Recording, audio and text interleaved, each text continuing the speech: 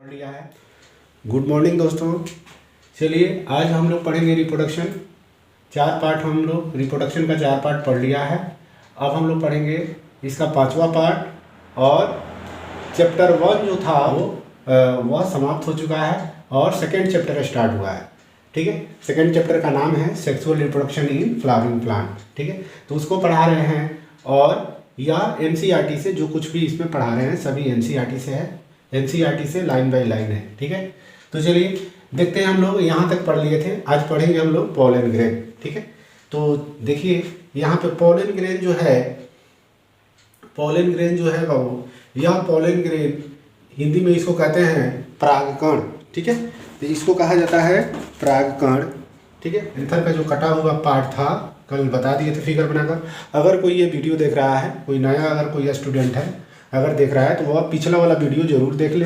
ठीक है, तभी ये समझ में आने वाला है। डायरेक्ट इसको देखोगे तो समझ में नहीं आएगा। ठीक है, तो पिछला वाला वीडियो जो भी है इसका पार्ट 4 जो है उसको देख लीजिए। पार्ट 5 है, पार्ट 4 देख लीजिए, पार्ट 3 देख लीजिए, पार्ट 2 देख लीजिए। ठीक है, पार्ट 1 देख लीजिए। तो ये सब पार्ट देखिएगा तो आगे सब कुछ समझ में अच्छा से आएगा। ठीक है, तो देखिए यहाँ पे जो है कट पीस ऑफ एंथर का एक कटा हुआ पार्ट है। इसके अंदर हम लोग देखते हैं कि इसके अंदर क्या था, 3 लेयर था। आपको याद होगा 3 लेयर है। ठीक है, माइक्रोस्पोरेंजियम होता है, माइक्रोस्पोरेंजियम होता है। माइक्रोस्पोरेंजियम के अंदर स्पोरोजीनस सेल होता है। माइक्रोस्पोरेंजियम के अंदर स्पोरोजीनस सेल होता है, यानी कि टिश्यू होता है। ठीक है, तो बहुत सारा सेल रहेगा तो टिश्यू कहेंगे, तो वही चीज़ है स्पोरोजीनस सेल। यह स्पोरोजीनस सेल जो है बाबू कन्वर्ट होता है। कन्वर्ट कैसे होता है, तो मियोसिस डिवीजन चलता है इसके अंदर। स्पोरोजीनस सेल के अंदर मियोसिस डिवीजन चलता है और मियोसिस डिवीजन करके यह किसमें कन्वर्ट हो जाते हैं, तो माइक्रोस्पोर टेट्राड में कन्वर्ट होते हैं। ठीक है, तो किसमें कन्वर्ट हो रहा है, माइक्रोस्पोर टेट्राड में कन्वर्ट हो रहा है। ठीक है, तो माइक्रोस्पोर टेट्राड में कन्वर्ट होंगे। तो यहाँ पे फिगर बनाकर दिखा दिया हूँ। इसके अंदर क्या है, कितने सेल हैं, तो 4 सेल हैं। ये जितना सारा प्रोसेस हो रहा है सब यह कहाँ पे हो रहा है, तो माइक्रोस्पोरेंजियम के अंदर हो रहा है। कहाँ पे हो रहा है, तो माइक्रोस्पोरेंजियम के अंदर हो रहा है। ठीक है, तो माइक्रोस्पोरेंजियम के अंदर ये चीज हुआ यानी कि टेट्राड बने, यानी कि माइक्रोस्पोर टेट्राड बने। अब यह माइक्रोस्पोर टेट्राड जो है इसके अंदर सेल का संख्या जो है वह 4 है और यह 4 सेल क्या होगा, तो डिसोसिएटेड, यहाँ पे लिखे हुए हैं डिसोसिएटेड फ्रॉम ईच अदर, एक दूसरे से सभी के सभी अलग हो जाएंगे। ठीक है, एक दूसरे से सभी के सभी क्या हो जाएंगे, अलग हो जाएंगे। तो यहाँ पे अलग बना दिया। ठीक है, तो यहाँ पे जो बने हैं जितने सारे सेल हैं, बहुत सारे सेल बन गए। ये जितने सारे सेल बन गए कहाँ पे बन रहे हैं, तो माइक्रोस्पोरेंजियम के अंदर ही बन रहे हैं। जो गोल गोल 4 बनाया था ना माइक्रोस्पोरेंजियम, इसके अंदर ही बन रहे हैं। ठीक है, तो यह माइक्रोस्पोरेंजियम के अंदर बन रहे हैं क्या, तो माइक्रोस्पोर। जब अलग अलग हो जाएंगे तो इनका नाम चेंज हो जाएगा, माइक्रोस्पोर कहलाएगा। पहले क्या नाम था, इसका नाम क्या था, पहले माइक्रोस्पोर टेट्राड था क्योंकि 4 ही थे। ठीक है, अब ऐसा 4 वाला माइक्रोस्पोर टेट्राड जो है इसमें बहुत सारा होगा और बहुत सारा क्या कर रहा होगा, जितना सारा होगा सभी के सभी डिसोसिएट हो रहा होगा, अलग अलग हो रहा होगा। तो यानी कि बहुत सारा उसके अंदर माइक्रोस्पोर बन जा रहा होगा। तो इसके अंदर बहुत सारा माइक्रोस्पोर बन गया। समझ में आ गया होगा आप लोगों को, इसके अंदर बहुत सारा माइक्रोस्पोर बन गया है। एक और चीज बता दूं, इसको हिंदी में हम लोग क्या कहते हैं, माइक्रोस्पोर। माइक्रोस्पोर टेट्राड को हिंदी में कहा जाता है लघु बीजाणु चतुष्ट। ठीक है, तो इसको याद रखिए। आगे देखिए, जो हिंदी मीडियम वाले हैं ये देखते चलेंगे, वैसे भी हिंदी इंग्लिश दोनों मीडियम में पढ़ाया हो। ठीक है, और एनसीईआरटी से है। बार बार एक ही चीज़ बता रहा हूँ कि एनसीईआरटी से है और कोई भी एग्जाम का तैयारी अगर आप कर रहे हो तो एनसीईआरटी कंपल्सरी है, एनसीईआरटी से ही एग्जाम में आने वाला है। ठीक है, तो देखिए यहाँ पे उसके बाद से क्या होगा, तो ये अलग अलग हो जाएगा। ये सेल जो है अलग अलग हो गया। अब इस सेल के अंदर क्या होगा बाबू, तो ग्रोथ होगा। ठीक है, यह सेल जितना सारा सेल अलग अलग हुआ है उसको माइक्रोस्पोर कहते हैं और इस माइक्रोस्पोर सेल के अंदर ग्रोथ होगा यानी कि वृद्धि होगा। तो ग्रोथ कैसे होगा, मान लीजिए इसमें से एक कोई सेल ले लिया। ठीक है, यहाँ पे एक सेल ले लिया, इसके अंदर अब ग्रोथ होगा।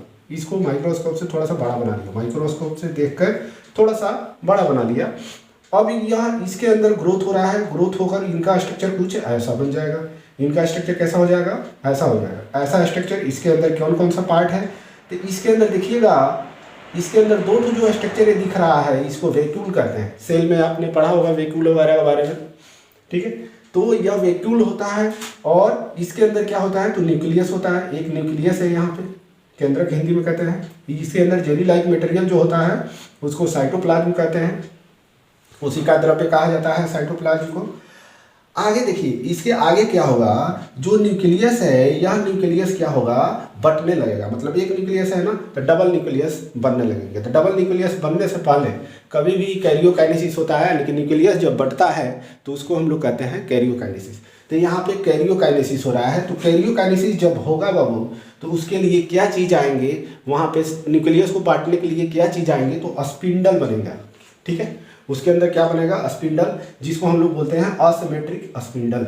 सेल डिवीजन 11th क्लास में आपने पढ़ा होगा, उसके अंदर पढ़ना है स्पिंडल के बारे में। तो यहाँ पे स्पिंडल बनता है और स्पिंडल क्या करता है, न्यूक्लियस को दो भागों में बांटने में हेल्प करता है। ठीक है, तो यहाँ तक चीज समझ में आ गया होगा। यानी कि यह न्यूक्लियस जो है दो भागों में बट गया, एक न्यूक्लियस यहाँ पे और एक न्यूक्लियस यहाँ पे, दो भागों में बट जाएगा। एक न्यूक्लियस जो होगा लार्ज होगा, बड़ा होगा, और यह न्यूक्लियस जो होगा शेप में, आकार में क्या होगा, इरेगुलर होगा। इरेगुलर का मतलब यह होगा कि यह अपना आकार बदलता रहेगा, कोई निश्चित आकार नहीं होगा। ठीक है, और एक जो न्यूक्लियस होगा वह स्मॉल न्यूक्लियस होगा, एक न्यूक्लियस होगा लार्ज न्यूक्लियस होगा, तो दोनों अलग अलग भागों में बढ़ जाएंगे। ठीक है, अब देखिएगा इसके अंदर क्या है, तो यह एक सेल है, सेल के अंदर क्या है, जेली लाइक मटेरियल होता है, जिसको हम लोग साइटोप्लाज्म कहते हैं। क्या कहते हैं, तो साइटोप्लाज्म कहते हैं। यहाँ तक हो गया, साइटोप्लाज्म कहते हैं। अब देखिए इस सेल का जो वाल होता है, सबसे ऊपर वाला वाल, सबसे ऊपर वाला लेयर जो होता है, आउटर वाल जो होता है, उसको हम लोग बोलते हैं इक्जाइन। ठीक है, इसको क्या कहते हैं, इक्जाइन। ठीक है, हिंदी में कहते हैं बाह्य चूल, हिंदी में बोलते हैं बाह्य चूल। मेड अप ऑफ, यह क्या चीज का बना होता है, बहुत इंपॉर्टेंट है यह बाबू, स्पोरोपोलेनिन का बना होता है, स्पोरोपोलेनिन का बना होता है। यह क्या चीज का बना होता है, तो स्पोरोपोलेनिन का बना होता है। ठीक है, तो स्पोरोपोलेनिन क्या करता है, तो स्पोरोपोलेनिन क्या करता है, किसी भी मटेरियल से प्रोटेक्ट करता है इस पोलन ग्रेन को। ठीक है, पोलन ग्रेन को किसी भी मटेरियल से क्या करता है, जो ऑर्गेनिक मटेरियल होते हैं उनसे प्रोटेक्ट करता है। समझ में आ गया होगा। तो स्पोरोपोलेनिन का बना होता है आउटर वाल, जिसको इक्जाइन कहते हैं। एक चीज और, जो आउटर वाल होता है, जो इक्जाइन होता है, इक्जाइन में क्या होते हैं, पोर होते हैं, छोटे छोटे छिद्र होते हैं। ठीक है, इसके अंदर क्या होते हैं, तो पोर होते हैं, छोटे छोटे छिद्र होते हैं। इस छिद्र को क्या कहते हैं, तो जर्म पोर कहते हैं। देखिए ऊपर वाला वाल जो बनाया है ना, ऊपर वाला जो बनाया हूँ उसके अंदर पोर ऐसे तोड़ दिया हूँ बीच बीच में। ठीक है, ऐसे। ठीक है, यानी कि ए वाला वाल जो होता है, ऊपर वाला वाल, यानी इक्जाइन जो होता है वह डिसकंटिन्यूअस होता है, कंटिन्यूअस नहीं होता है, डिसकंटिन्यूअस होता है। ठीक है, तो यहाँ पे डिसकंटिन्यूअस बना दिया, यानी कि इसको हम लोग बोलते हैं जर्म पोर। इस पोर को क्या कहते हैं, तो जर्म पोर कहते हैं। यहाँ तक समझ में आ गया। अब देखिए अंदर में और चलते हैं। इसके अंदर क्या होता है, यह जो सेल होता है, बड़ा वाला जो सेल, यानी कि जिसके अंदर बड़ा न्यूक्लियस है, वह एक बड़ा सेल है। यानी कि देखिए इसको बढ़िया समझ लीजिए, यह जो बड़ा सेल है ना, जो खूब बड़ा सेल यहाँ पे दिखाई दे रहा है, बड़ा सा सेल, इसका न्यूक्लियस कौन सा है, तो ये वाला है। ठीक है, ये वाला लार्ज वाला न्यूक्लियस जो है, ये पूरे सेल का ही न्यूक्लियस है, एक ही न्यूक्लियस है। ठीक है, इस सेल को, यानी कि बड़े वाले सेल को हम लोग कहते हैं वेजिटेटिव सेल। ठीक है, यह सेल दो भागों में नहीं बटा हुआ है, एक बड़ा सा सेल है और उसके अंदर एक छोटा सा सेल है। समझिएगा, एक बड़ा सा सेल है, एक बड़ा सा सेल है और उसके अंदर एक छोटा सा सेल है। तो बड़े वाले सेल को, बड़े वाले सेल का न्यूक्लियस कौन है, तो यह है, और इस बड़े वाले सेल को हम लोग कहते हैं वेजिटेटिव सेल, यानी कि कायिक कोशिका। ठीक है, तो यह चीज होता है, वेजिटेटिव सेल होता है। और वेजिटेटिव सेल क्या करता है, तो फूड सामग्री वगैरह रखता है। ठीक है, जो कि आगे बताएंगे, जैसे ही इसको हम लोग पॉलिनेशन पढ़ेंगे, इसके बाद से पॉलिनेशन पढ़ना है, तो पॉलिनेशन पढ़ाऊंगा तो उसमें बता दूंगा। ठीक है, आगे देखिए, ये छोटा वाला जो सेल दिख रहा है यहाँ पे, यह छोटा वाला सेल बड़े वाले सेल के साइटोप्लाज्म में फ्लोट करता है, यानी कि उसके अंदर तैरता है। ठीक है, फिर समझ लीजिए, ये जो छोटा वाला सेल होता है वो बड़े वाले सेल के अंदर क्या करता है, उसके साइटोप्लाज्म के अंदर फ्लोट करता है, यानी कि क्या करता है, तो तैरता है। समझ में आ गया होगा। अब देखिए इस छोटे वाला, वो जो छोटा वाला सेल होता है उसको हम लोग बोलते हैं जेनरेटिव सेल। बड़े वाले सेल को क्या कर रहे थे, तो वेजिटेटिव सेल। इसके अंदर छोटा वाला सेल जो होता है फ्लोट करता है यानी कि तैरता है, जिसको हम लोग बोलते हैं जेनरेटिव सेल। इस जेनरेटिव सेल का इसके अंदर जो न्यूक्लियस होता है वह स्मॉल न्यूक्लियस होता है। यहाँ तक आप लोगों को समझ में आ गया होगा। एक और चीज़ देख लेते हैं, सबसे आउटर वाला वाल जो होता है उसको हम लोग एग्जाइन कहते हैं, और इनर वाला वाल जो होता है जो कंटिन्यूअस होता है, कहीं पे टूटा हुआ नहीं है, कहीं पर पोर नहीं है। इनर वाले वाल में कहीं पर भी पोर नहीं होता है। इस इनर वाल को कहते हैं इंटाइन। इसको क्या कहते हैं, इंटाइन। समझ में आ गया होगा, इंटाइन कहते हैं। इंटाइन क्या चीज़ से बना होता है, तो intine Babu made up of cellulose and pectin से बना होता है। याद कर लीजिए, सेलुलोज से बना होता है और क्या चीज़ से बना होता है, तो पेक्टिन से बना होता है। ठीक है, तो सेलुलोज से बना होता है, पेक्टिन से बना होता है।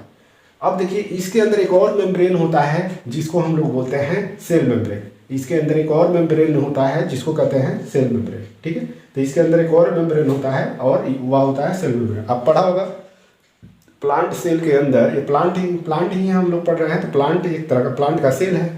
तो प्लांट सेल के अंदर क्या होता है बाबू, सेल वॉल और सेल मेम्ब्रेन दोनों प्रेजेंट होता है। ठीक है, तो इसके अंदर हम लोग देखेंगे तो सेल मेम्ब्रेन होता है, जो कि फिगर नहीं बनाया हूँ, उसको इम्पोर्टेंट नहीं समझा, इसलिए बस इतना। तो आगे देखिए सेलुलोज एंड पेक्टिन का बना होता है। तो यहाँ तक आप लोगों को समझ में आ गया। अब यह जो चीज़ है यही चीज़ यहाँ पे मैं लिख दिया हूँ। ठीक है, मेल गैमेटोफाइट किसको कहते हैं, पोलन ग्रेन को कहते हैं बाबू मेल गैमेटोफाइट। पोलन ग्रेन को क्या कहते हैं, मेल गैमेटोफाइट। याद कर लीजिए। अगला एक एग्जाम्पल हम लोग लेते हैं, जैसे कि गुड़हल एक फूल होता है, फ्लावर होता है। इंटरनेट पे सर्च कीजिएगा हिबिस्कस। ठीक है, क्या सर्च कीजिएगा, हिबिस्कस यह सर्च कीजिएगा तो एक फ्लावर का फिगर आएगा। वह फ्लावर के अंदर क्या होता है, वह फ्लावर आपको आपके गांव में या जहाँ कहीं भी आप रहते हो आसपास में कहीं ना कहीं दिख जाएगा। उस फ्लावर के अंदर क्या होता है, उस फ्लावर को हाथ से पकड़िएगा तो आपके हाथ में, आपके फिंगर में क्या लग जाएंगे, कैसा रहेगा, तो येलोविश और पाउडर टाइप का रहेगा जो आपके हाथ में लग सकता है। उसको हम लोग बोलते हैं पोलन ग्रेन। ठीक है, इसको और अच्छा से अगर देखना होगा तो इसको क्या कीजिएगा, किसी लिक्विड में किसी बीकर के अंदर रखकर और माइक्रोस्कोप से देख सकते हैं। ठीक है, अगला देखिए इग्जाइन देखते हैं। इग्जाइन जो कि अभी पढ़ लिए हैं, इग्जाइन क्या है, तो हार्ड होता है, आउटर लेयर होता है। ठीक है, और क्या चीज़ का बना होता है, तो स्पोरोपोलिनिन का बना होता है। स्पोरोपोलिनिन क्या होता है, एक तरह का रेसिस्टेंस होता है ऑर्गेनिक मटेरियल का। अभी बताया था कि ऑर्गेनिक मटेरियल का रेसिस्टेंस कहने का मतलब यह हुआ, ऑर्गेनिक मटेरियल से मैंने बचाने का काम करता है, प्रोटेक्ट करता है। ठीक है, तो ये रेसिस्टेंस होता है ऑर्गेनिक मटेरियल का। हिंदी में भी लिख लीजिएगा, यही चीज़ है। स्पोरोपोलिनिन को हिंदी में स्पोरोपोलिनिन ही कहते हैं। तो क्या चीज़ का बना होता है, sporopollenin can withstand high temperature and strong acid and alkali. ठीक है, यह जो होता है ना बाबू, यह जो होता है स्पोरोपोलिनिन जो होता है ना बाबू, हाई टेम्परेचर पर भी टिक सकता है। उसके पास अगर एसिड जाता है या अल्काली जाता है, यानी कि अम्ल या क्षार जाता है, तो उसमें भी यह क्या होगा, डेड नहीं कर पाएगा, वहाँ पर भी सर्वाइव कर जाएगा, मतलब वहाँ पर भी टिक जाएगा।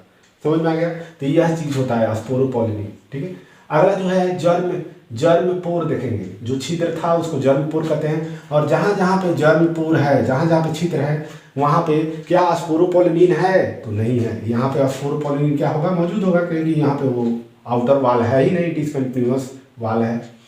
अगला है इंटाइन। इंटाइन क्या होता है बाबू, तो इनर वाल होता है और यह थीन होता है और कॉन्टिन्यूअस लेयर होता है, कहीं टूटा हुआ नहीं रहता है, इसके अंदर पोर वगैरह नहीं होता है।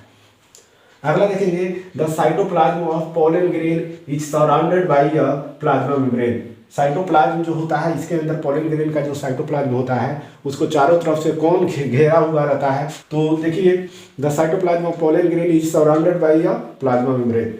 तो जो साइटोप्लाज्म होता है वो क्या चीज़ से घिरा हुआ रहता है, तो प्लाज्मा मेम्ब्रेन से घिरा हुआ रहता है। बाहर वाला जो वाल होगा उसको प्लाज्मा मेम्ब्रेन कहते हैं। उस वाल के ऊपर से क्या होगा, उस वाल के ऊपर इंटाइन होगा और उसके ऊपर क्या होगा, तो आउटर वाल यानी कि इग्जाइन होगा। ठीक है, समझ में आ गया होगा आप लोगों को। आगे चलते हैं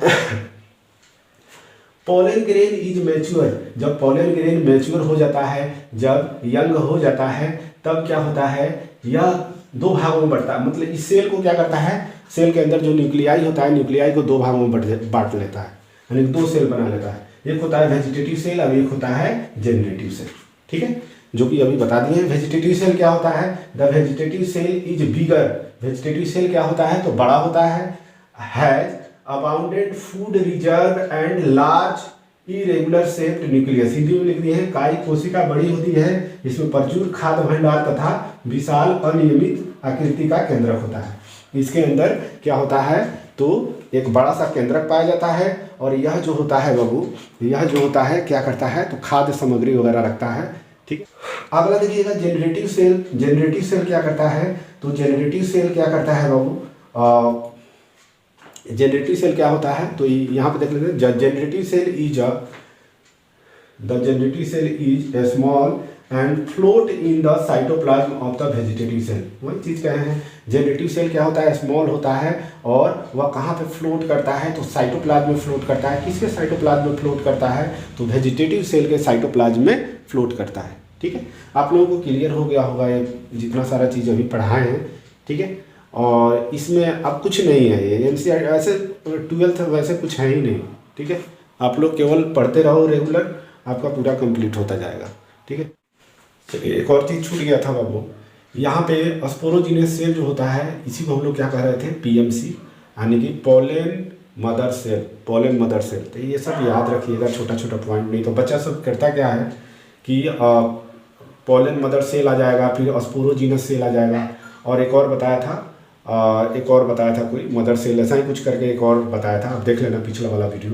तो ये तीनों चीज़ को क्या कहेगा? समझेगा कि ये अलग अलग चीज़ें हैं, लेकिन ऐसा नहीं करना है, सबको एक ही चीज़ समझना है यहाँ पे, ठीक है। इस तरह से बहुत सारा चीज़ है जिसका दो दो नाम है, तो आप ये नहीं समझिएगा कि यह दूसरा है, यह दूसरा है, ठीक है। और कहीं पर भी अगर दूसरा भी है तो कम ही डिफरेंसेज उसके अंदर पाए जाते हैं।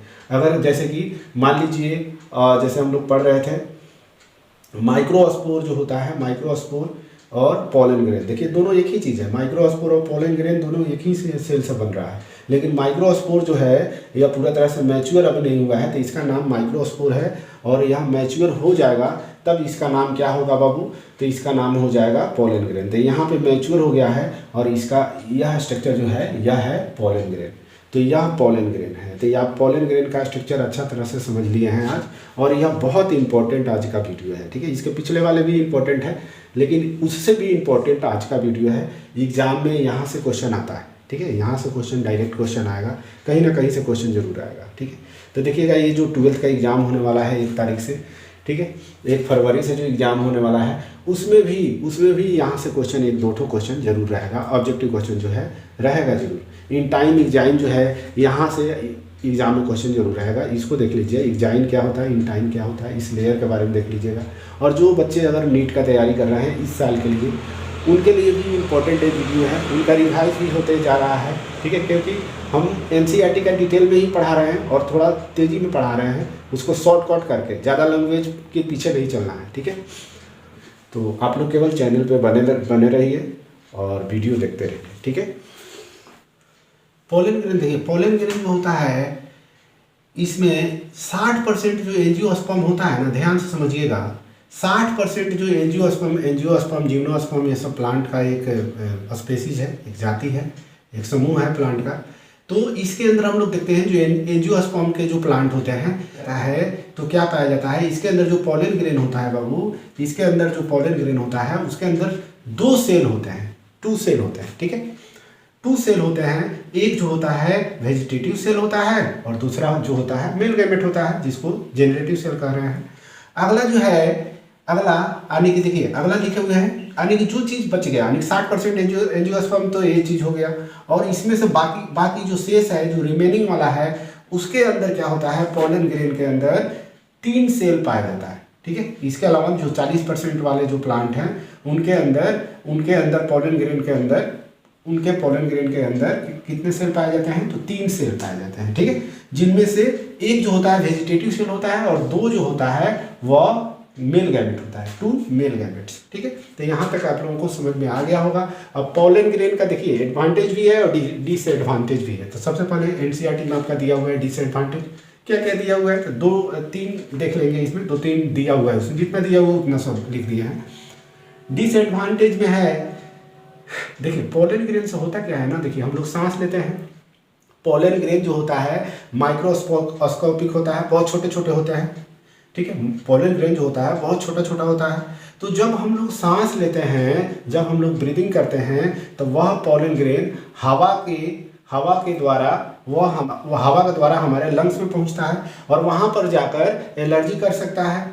वहाँ पे जाकर क्या कर सकता है बाबू, एलर्जी कर सकता है। लंग का जो भी ब्रोंची होता है वहाँ पे इन्फेक्टेड कर सकता है, वहाँ पे एलर्जी कर सकता है। तो यह लिख दिए हैं यहाँ पे, एलर्जी कर सकता है और ब्रोंचियल कर सकता है, मतलब इन्फेक्टेड कर सकता है, ठीक है। जिसके कारण क्या होगा बाबू, तो क्रोनिक रेस्पिरेटरी डिसऑर्डर होगा, ठीक है। जिसके कारण क्या हो सकता है, क्रोनिक मतलब पुराना एक रेस्पिरेटरी डिसऑर्डर यानी कि सांस वाली बीमारी यानी कि लंग्स की बीमारी हो सकती है, जैसे कि अस्थमा और दूसरा जो होता है ब्रोंचिटिस, ठीक है। बीमारी का नाम है ब्रोंचियोल जो होता है लंग के अंदर, वह क्या होगा, अफेक्टेड होगा। ब्रोंचियोल जब अफेक्टेड होता है उसको हम लोग ब्रोंचिटिस, उस डिजीज को कहेंगे ब्रोंचिटिस। और अस्थमा तो आप लोगों को पता होगा, दमा जिसको कहते हैं, ठीक है। तो ये दमा है। अगला देखिएगा, हम लोग जब गेहूं का खेती किया जाता है बाबू, जब गेहूं लगाया जाता है, बोया जाता है, तो उसके साथ में दो तरह का प्लांट और उग जाते हैं, दो तरह के ग्रास जो होते हैं, घास जो होते हैं उग आते हैं, आ जाते हैं, जिसका नाम है पार्थेनियम और एक का नाम है कैरोट, ठीक है। तो कैरोट ग्रास और पार्थेनियम ग्रास आ जाते हैं और यह पार्थेनियम और कैरोट ग्रास का जो पोलन ग्रेन होता है वह हमें एलर्जी पहुंचा सकता है, इससे हमें नुकसान पहुंच सकता है, ठीक है। तो यह बहुत इंपॉर्टेंट है, एग्जाम्पल याद कर लीजिएगा, ठीक है, इंपॉर्टेंट है। अगला देखिए इसका एडवांटेज, डिसएडवांटेज में ये पढ़ना था। एडवांटेज में देखिए क्या है बाबू, एडवांटेज में है pollen grain are rich in nutrient, ठीक है। पोलन ग्रेन जो है वह एक तरह का, उसके अंदर क्या होता है, तो भरपूर मात्रा में पोषण पाए जाते हैं, न्यूट्रिएंट्स पाए जाते हैं, ठीक है। अगला जो है pollen tablets as food supplement, pollen grain जो है उससे हम लोग टैबलेट बना सकते हैं जो एक तरह का फूड सप्लीमेंट की तरह काम करेगा, ठीक है। अगला जो है वेस्टर्न कंट्रीज के अंदर देखिए, पश्चिमी देशों में हम लोग देखते हैं कि वहाँ पे क्या होता है, large number of pollen product बनाया जाता है, ठीक है। पोलन ग्रेन से पोलन प्रोडक्ट लार्ज मात्रा में बनाया जाता है। तो कौन सा पोलन प्रोडक्ट बनाया जाता है, तो टैबलेट्स बनाया जाता है, सिरप बनाया जाता है, ठीक है, जो कि वहाँ के मार्केट में अभी भी जाइएगा तो वहाँ पे उपलब्ध है, ठीक है, अवेलेबल है। अगला जो है increase the performance of athletes and race horses, ठीक है। यह जो सप्लीमेंट है, ये जो न्यूट्रिएंट्स है, या अगर कोई जो प्लेयर होते हैं, खिलाड़ी होते हैं, दौड़ने वाले धावक जो होते हैं, उनको अगर दिया जाएगा तो उनका परफॉर्मेंस जो है वह इंक्रीज हो जाएगा, बढ़ जाएगा। या दौड़ने वाले जो घोड़े होते हैं, रेस वाले जो घोड़े होते हैं, उनको अगर दिया जाए न्यूट्रिएंट्स के रूप में तो उनका क्या होगा, उनका जो परफॉर्मेंस होगा वह इंक्रीज हो जाएगा, ठीक है, यानी कि काफ़ी टाइम तक दौड़ेंगे, ठीक है। समझ में आ गया होगा। अब देखिएगा पोलन ग्रेन को हम लोग, जैसे ब्लड बैंक होता है उसी तरह से एक पोलन बैंक भी होता है, जिसके अंदर हम लोग स्टोरेज कर देते हैं बहुत दिनों के लिए, बहुत सालों के लिए। क्या करते हैं, बहुत सालों तक हम लोग स्टोरेज कर सकते हैं पोलन ग्रेन को पोलन बैंक के अंदर। और इसको कैसे किया जाता है, तो एक लिक्विड लेते हैं, नाइट्रोजन का लिक्विड लेते हैं और उसका टेम्परेचर जहाँ पे रखा जाएगा उस नाइट्रोजन के अंदर हम लोग रखेंगे। और टेम्परेचर कितना होना चाहिए, तो -196 डिग्री सेल्सियस टेम्परेचर होना चाहिए। तो आज हम लोग बाबू यहाँ तक हम लोग पढ़ लिए, यानी कि मेल सेक्सुअल ऑर्गन जो है प्लांट के अंदर, मेल सेक्सुअल ऑर्गन जो है उसको हमने कंप्लीट कर चुका, ठीक है, हम लोग उसको कंप्लीट कर लिए हैं। अब नेक्स्ट जो क्लास होगा,